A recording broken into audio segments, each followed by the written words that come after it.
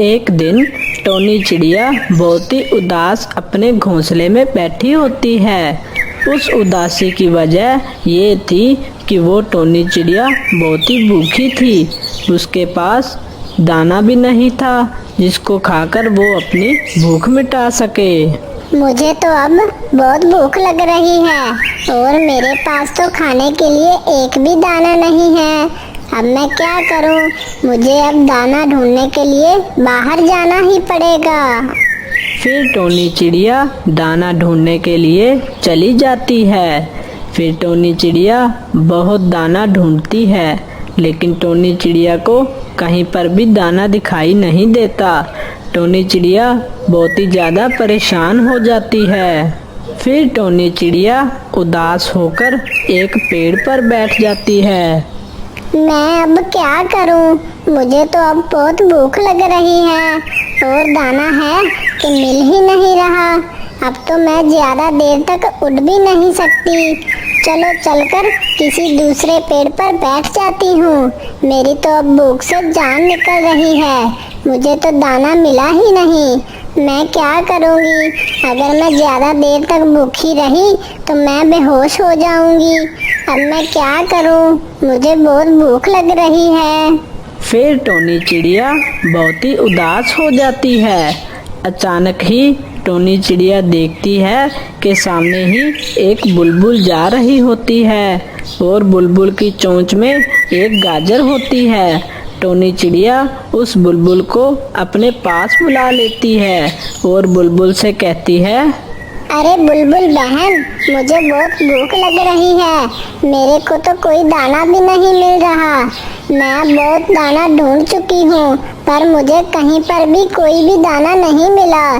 क्या आप मुझे ये गाजर दे सकती हो जिसको मैं खा के अपनी भूख मिटा सकूँ? अरे नहीं नहीं, मैं ये गाजर तुम्हें नहीं दे सकती। अगर मैंने आज ये गाजर तुम्हें दे दी तो मेरे बच्चे आज भूखे ही रह जाएंगे। मैंने ये गाजर अपने बच्चों के लिए ढूंढी है। मैं ये गाजर तुम्हें नहीं दे सकती हूँ। अगर तुम्हें इतनी ही भूख लगी है तो तुम सामने जाओ। सामने ही एक गाजर का बहुत ही बड़ा बाग है। वहाँ तुम्हें बहुत सारी गाजरें मिल जाएंगी। तुम उनको खाकर अपना पेट भर सकती हो। लेकिन हाँ, याद रखना, वहाँ पर एक खरगोश है जो किसी को भी गाजर खाने नहीं दे सकता। मैं ये गाजर चोरी छुपे लेकर आई हूँ। तुम भी किसी तरह उस खरगोश से बचकर वो गाजर खाना, वरना उस खरगोश ने पकड़ लिया तो वो बहुत ही ज्यादा बुरा करेगा तुम्हारे साथ। पर बुलबुल बहन, ये तो चोरी हुई ना। हमें कभी भी चोरी नहीं करनी चाहिए। अरे चिड़िया बहन, ये चोरी कैसे हुई? वो बाग उस खरगोश का थोड़ा ना है। उस बाग पर हम सबका हक है। ऐसा कहकर बुलबुल वहाँ से चली जाती है। मेरे पास अब और कोई चारा भी नहीं है। मुझे उस बाग में जाना ही होगा और वहाँ से गाजर चुराकर खानी ही होगी। ऐसा सोच के वो चिड़िया उस बाग के पास जाने लगती है। टोनी चिड़िया उस गाजर के बाग में आ जाती है। टोनी चिड़िया देखती है कि अभी वो खरगोश वहाँ पर नहीं है। टोनी चिड़िया फौरन एक गाजर तोड़कर वहाँ से चली जाती है और एक पेड़ पर जाकर बैठ जाती है और उस गाजर को मजे लेकर खाने लगती है। अरे वाह, ये गाजर तो बहुत ही स्वाद है। कितनी अच्छी है ये गाजर। एक बार और अगर गाजर खाने को मिल जाए तो मजा ही आ जाए। लेकिन मुझे खरगोश भैया ने पकड़ लिया तो वो मुझे बिल्कुल भी नहीं छोड़ेंगे। चलो हिम्मत करके जाती हूँ और वहाँ जाकर गाजर खाती हूँ। फिर चिड़िया गाजर खाने के लिए चली जाती है और फिर से चिड़िया उस गाजर के बाग में आ जाती है और देखती है आज भी उस बाग में खरगोश नहीं है। इस बात का फायदा उठाकर वो टोनी चिड़िया वहाँ से गाजर तोड़ती है और वहाँ से चली जाती है। फिर कुछ देर बाद खरगोश जब अपने बाग में वापस आता है तो खरगोश देखता है कि उसके बाग में कुछ गाजरें कम हैं। ये देखकर खरगोश को बहुत ही ज़्यादा गुस्सा आ जाता है और खरगोश कहता है, अरे ये क्या, कल जब मैं इस बाग में आया था तो इस बाग में गाजरें थोड़ी ज़्यादा थी और आज आकर क्या देखता हूँ कि इस बाग में तो गाजरें ही कम हैं। लगता है मेरे बाग से कोई गाजरें चोरी कर रहा है। मुझे इस पर नज़र रखनी होगी और उस चोर को रंगे हाथ पकड़ना होगा। आखिर किसमें इतनी हिम्मत हुई है जिसने मेरे बाग से गाजर तोड़ ली। अब मैं इसको नहीं छोड़ूंगा। अब देखो मैं इस बाग की कैसे रखवाली करता हूँ और कैसे उसको रंगे हाथ पकड़ता हूँ। खरगोश बहुत ही ज़्यादा गुस्सा हो जाता है और गाजर चोर को पकड़ने की योजना बना लेता है। वहीं उस टोनी चिड़िया को भी समझ में आ जाती है कि अब वो उस खरगोश की एक भी गाजर चोरी नहीं करेगी और वो दाना और दाल चावल खाकर ही अपना पेट भरेगी। अगले दिन कालू कौवा उस टोनी चिड़िया के पास आ जाता है। कालू कौवा देखता है कि टोनी चिड़िया एक गाजर खा रही होती है। अरे टोनी चिड़िया, ये गाजर तुम्हें कहाँ से मिली? मुझे भी ये गाजर खानी है। बताओ, मैं भी इस गाजर को खाना चाहता हूँ। बताओ कहाँ से मिलती है ये गाजर? अरे अरे कौवे भैया, ये गाजर तो मैंने एक बाग से तोड़ी थी, लेकिन मैंने अब फैसला कर लिया है। मैं अब एक भी गाजर नहीं उस बाग से तोड़ूंगी, क्योंकि वो बाग खरगोश भैया का है। खरगोश भैया ये नहीं चाहते कि उनकी गाजर उनके अलावा कोई और भी खाए, इसलिए अब मैं एक भी गाजर नहीं तोड़ूंगी।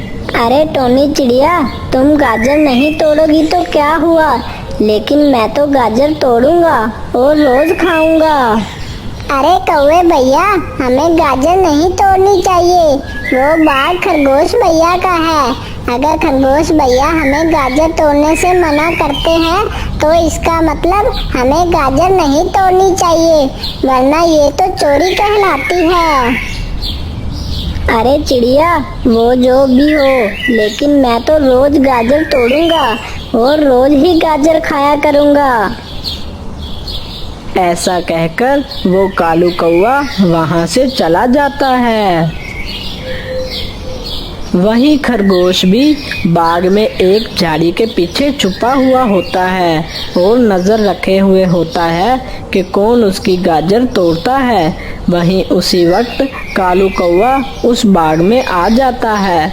कालू कौवा एक गाजर को तोड़ता है और उस गाजर को खाने लगता है।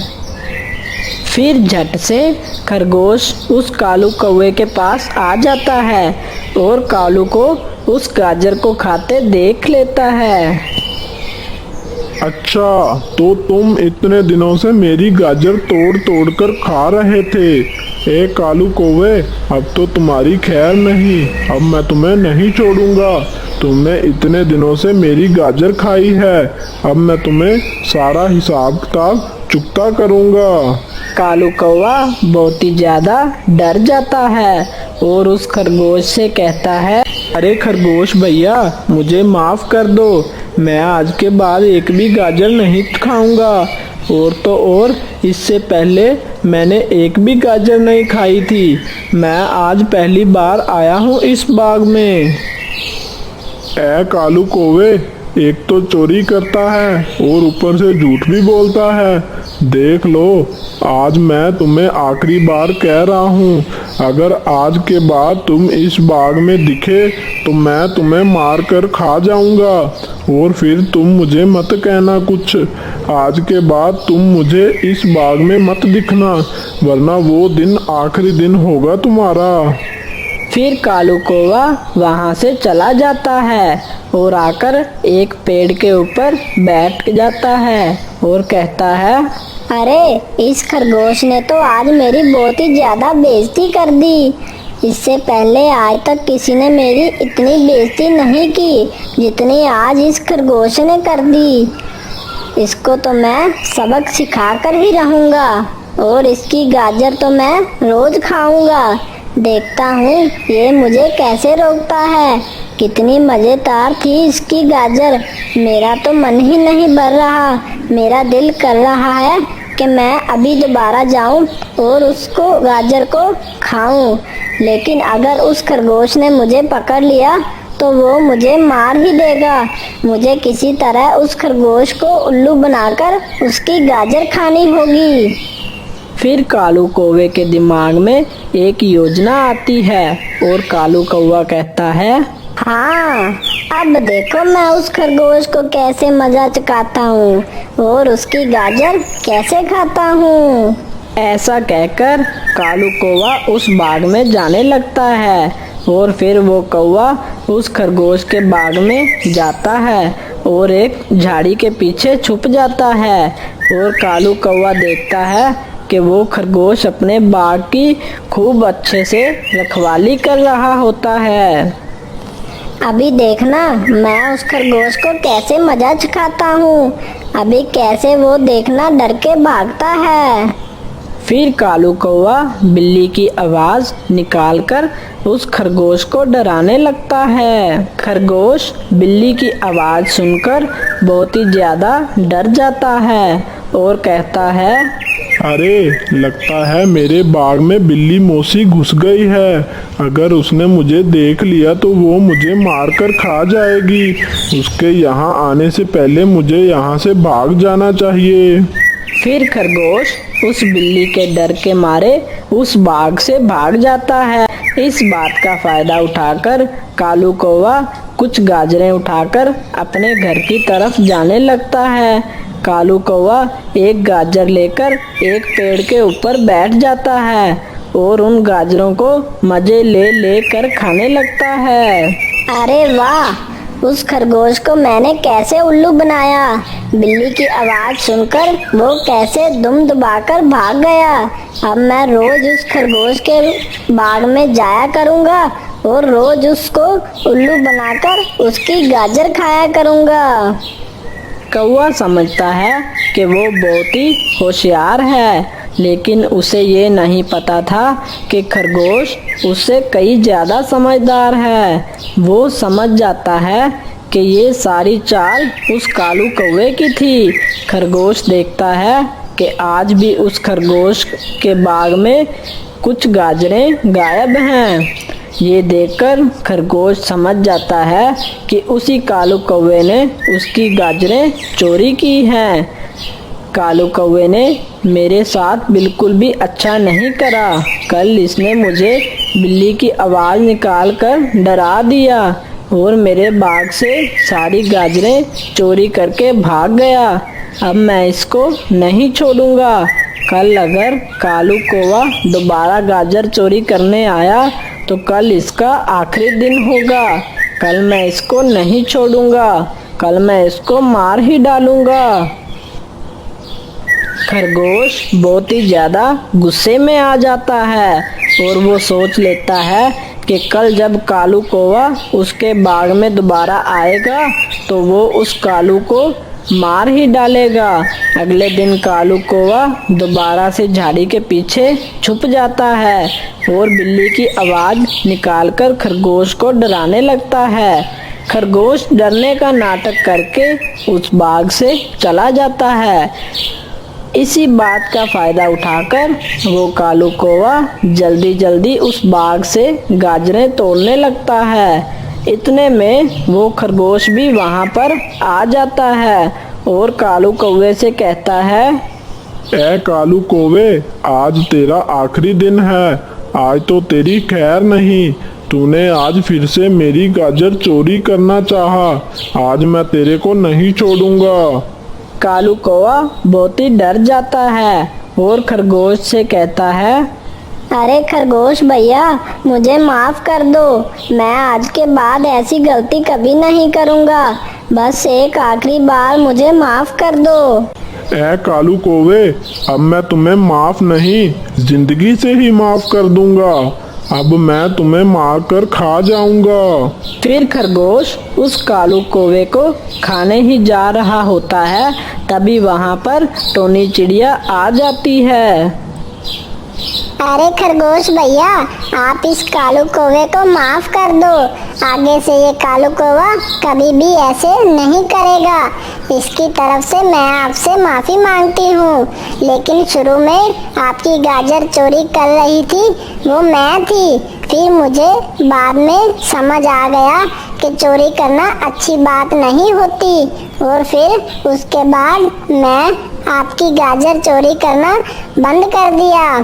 खरगोश भैया, आप इस कालू कौवे को माफ कर दें। आगे से ये कालू कौवा कभी भी ऐसा नहीं करेगा। ठीक है चिड़िया, अगर तुम कहती हो तो मैं इस कालू कौवे को माफ कर देता हूँ। लेकिन अगर आगे से इस कालू कौवे ने मेरी एक भी गाजर चोरी करी तो मैं इसको नहीं छोड़ूंगा। फिर चिड़िया और कौवा वहाँ से चले जाते हैं। अरे टोनी चिड़िया, तुम्हारा बहुत बहुत शुक्रिया। तुमने मुझे उस खरगोश से बचा लिया, वरना वो खरगोश तो मुझे मार कर खा जाता। हाँ कौवे भैया, आज तो मैंने आपको बचा लिया, लेकिन आगे से आप उस खरगोश की एक भी गाजर चोरी नहीं करेंगे। हमें जो भी कुछ मिलता है हमें उसे खुशी खुशी खा लेना चाहिए, ना कि किसी चीज को बुरा बोलना चाहिए। हाँ चिड़िया बहन, मैं अब समझ चुका हूँ कि हमारे लिए वो दाने ही हैं। हमें उन दानों को खाकर ही अपना पेट भरना चाहिए। इस कहानी से हमें ये सीख मिलती है कि हमें कभी भी चोरी नहीं करनी चाहिए, क्योंकि चोरी करना एक बहुत ही बड़ा जुर्म है और चोरी करना बहुत ही बुरी बात होती है। अरे तोते भैया, मैं क्या कहती हूँ, हम दोनों मिलकर कोई बिजनेस करते हैं, इससे हम दोनों का फायदा होगा। अरे चिड़िया बहन, पर हम दोनों ऐसा कौन सा बिजनेस करेंगे जिससे हम दोनों को फायदा हो? वैसे भी बिजनेस करना कोई आसान काम नहीं होता है। इसमें हम दोनों को बहुत ही ज़्यादा मेहनत करनी होगी। तोते भैया, मैंने सोचा है कि हम दोनों मिलकर एक फ्रूट चाट बेचने का बिजनेस स्टार्ट करते हैं। हम सारे पक्षियों को फ्रूट चाट बनाकर बेचेंगे। इससे हमें भी फायदा होगा और सारे पक्षियों को भी फायदा होगा। अरे चिड़िया बहन, ये तो तुमने बहुत ही अच्छा आइडिया दिया है। अब हम मिलकर फ्रूट चाट बेचेंगे तो हमारा बहुत ही फायदा होगा, क्योंकि इस जंगल में कोई भी पक्षी को फ्रूट चाट बनाना नहीं आता है। अरे हाँ तोते भैया, तभी तो मैंने फ्रूट चाट बेचने का सोचा है। इससे हमारा भी फायदा होगा और बाकी पक्षी भी फायदे में रहेंगे। अरे पर चिड़िया बहन, एक मसला है। हम दोनों को फ्रूट चाट तो बनाना आता ही नहीं है, तो हम ये बिजनेस कैसे कर सकते हैं? अरे तोते भैया, मैंने सुना है कि रानी कौवी को बहुत ही ज़्यादा अच्छी फ्रूट चाट बनानी आती है। इसीलिए मैंने सोचा है कि हम लोग रानी कौवी और कालू कौवे को अपने इस बिज़नेस में शामिल कर लेते हैं। वैसे भी कालू कौवा पूरा दिन अपने घोंसले में बैठा आराम करता रहता है, इस कारण वो कालू कौवा कुछ काम भी करेगा और इसमें हमारा भी फायदा हो जाएगा।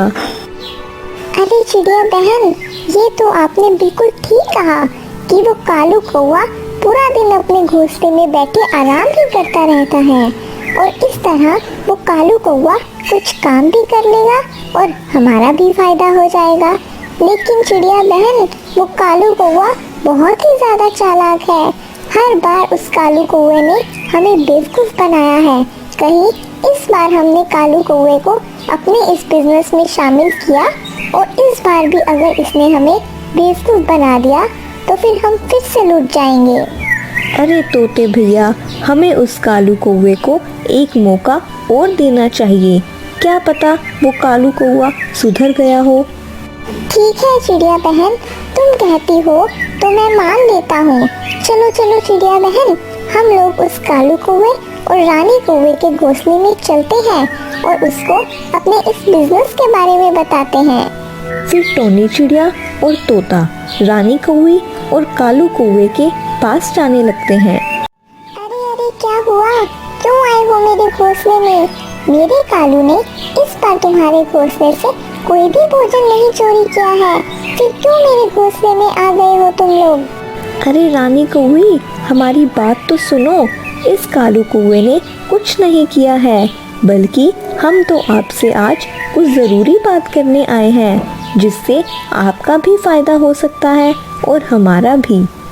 अच्छा चिड़िया, बताओ बताओ, जल्दी बताओ, ऐसी क्या बात है जिससे हमारा भी फायदा हो सकता है?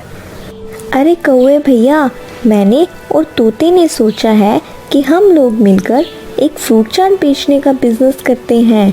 इसमें आप लोग भी अगर हमारी मदद करेंगे तो आप लोगों का भी फायदा हो सकता है। फ्रूट चाट बेचने का बिजनेस? ये बिजनेस तो बहुत ही ज़्यादा अच्छा है। ठीक है चिड़िया बहन, हम आपके साथ इस बिजनेस में काम करेंगे और दिल लगाकर ही काम करेंगे।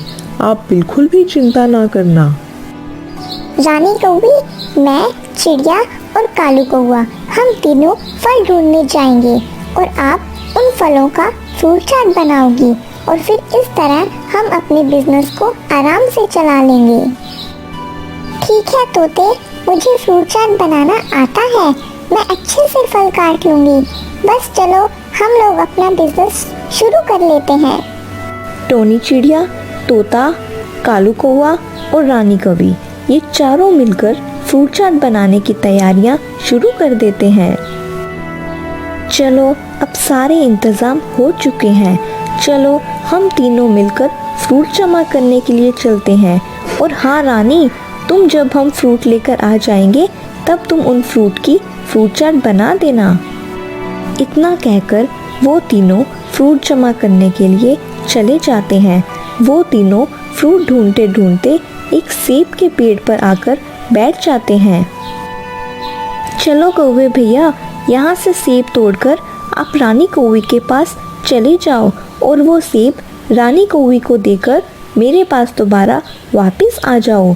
तब तक मैं और तोता थोड़ा आगे जाते हैं और आगे और फलों का इंतज़ाम भी करते हैं। ठीक है टोनी चिड़िया, मैं अभी यहाँ से सेब तोड़ लेता हूँ और जाकर रानी कौवी को दे आता हूँ। अरे अगर हमें फ्रूट चाट बनानी है तो हमें केला, अमरूद, कीनू और अंगूर की ज़रूरत पड़ेगी। चलो चलो कौवे भैया, आप जल्दी से ये सेब रानी कौवी को देकर वापस आ जाओ। कालू कौवा एक सेब तोड़कर रानी कौवी के पास चला जाता है। ये लो रानी कौवी, मैं सेब ले आया हूँ, बाकी और भी फल अभी थोड़ी देर में आ जाएंगे। और हाँ, ये बताओ कि तुम्हें फ्रूट चाट बनानी आती भी है या तुमने ऐसे ही फेंक दी थी? अरे कालू, ये क्या कह रहे हो? मेरी माँ ने मुझे बहुत ही अच्छी फ्रूट चाट बनाना सिखा दी है। और हाँ, मेरे नसीब तो तब से फूटे हैं जब से मेरी तुम्हारे साथ शादी हुई है। तब से मैंने आज तक अपने घर में फ्रूट चाट तो क्या, एक फल भी नहीं खाया है। अच्छा रानी, बस करो, टोनी चिड़िया मेरा इंतजार कर रही होगी। मैं वहाँ जाता हूँ और फल भी लेकर यहाँ पर आ जाता हूँ। इतना कहकर कालू कौवा टोनी चिड़िया के पास फल जमा करने के लिए चला जाता है। बड़ा आया मुझे बोलता है कि मेरी माँ ने मुझे फ्रूट चाट बनाना नहीं सिखाया है, खुद तो निखट्टू है और फिर मुझे बोलता है। फिर कालू कौवा और फल जमा करने के लिए टोनी चिड़िया के पास आ जाता है। अरे कालू कौवे, तुम दोनों चिड़िया के साथ फल ढूंढने के लिए चले जाओ, तब तक मैं ये अमरूद रानी कौवे को देकर आ जाता हूँ। चलो कौवे भैया, हम केले के बाग में चलते हैं और वहाँ से केले भी तोड़ लेते हैं। केले जब फ्रूट चाट में डलेंगे तो फ्रूट चाट और भी ज़्यादा मज़ेदार बन जाएगी। फिर वो तोता कुछ अमरूद लेकर रानी कौवी के पास आ जाता है और वो अमरूद वहीं पर छोड़कर टोनी चिड़िया के पास जाने लगता है। कितने मीठे मीठे फल हैं ये, मेरा बस चले तो 2 मिनट में ये सारे फल खा जाऊं। उस कालू कौवे ने तो मुझे कभी भी इतने मीठे मीठे फल नहीं खिलाए, बस अपनी माँ के यहाँ ही खाए थे। उसके बाद तो कितने साल हो गए, अभी तक इतने मीठे मीठे फल नहीं खाए हैं मैंने।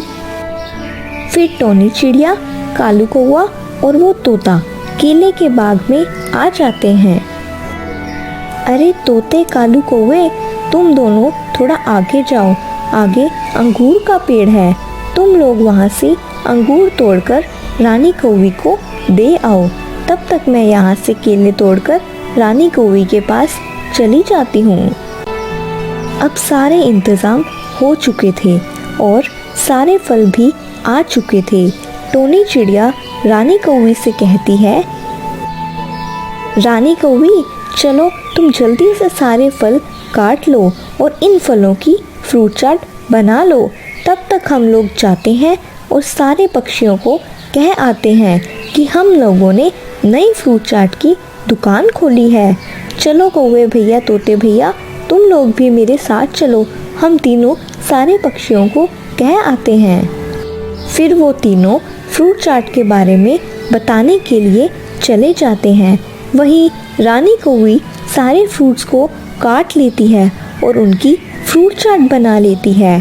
अब तो रानी कौवे से रहा ही नहीं जा रहा होता, उसके मुंह में एकदम पानी आ रहा होता है।